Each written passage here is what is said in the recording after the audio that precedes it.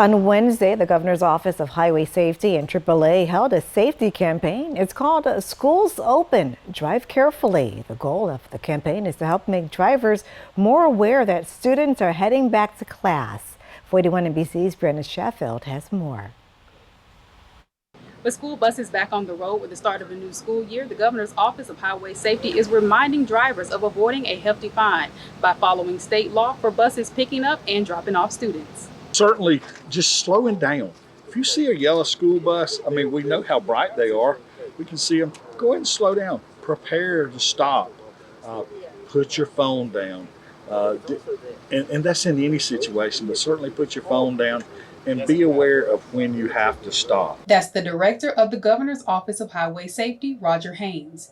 He explains the rules drivers must follow when approaching a school bus that has its lights on and stop arm extended. If you're on a single and on a two-lane highway and you behind or approaching that bus and their lights are out, you must stop. If you're on a highway that's a four-lane that's got a center turn lane, you must stop both ways as well. If you're on a highway that is divided by grass or concrete median or barrier and you're behind them, you must stop. On the other side, you don't have to. You can proceed on. So just know when to stop and just remember to slow down. AAA's Director of Public Affairs, Garrett-Townsend, says about 70% of people commute through a school zone each day. It affects the majority of motorists, and it's so important because those lives are so important. We want them to have a happy, safe school year.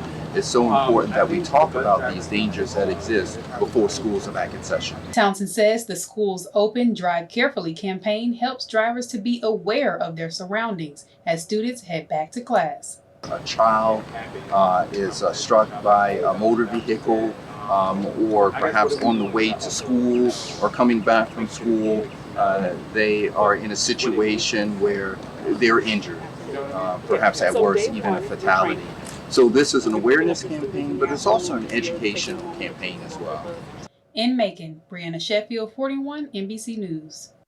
Law enforcement also wants to warn drivers that if convicted of illegal passing of a school bus, you will face up to a $1,000 fine or up to a year in jail under Abby's law that was enacted last year.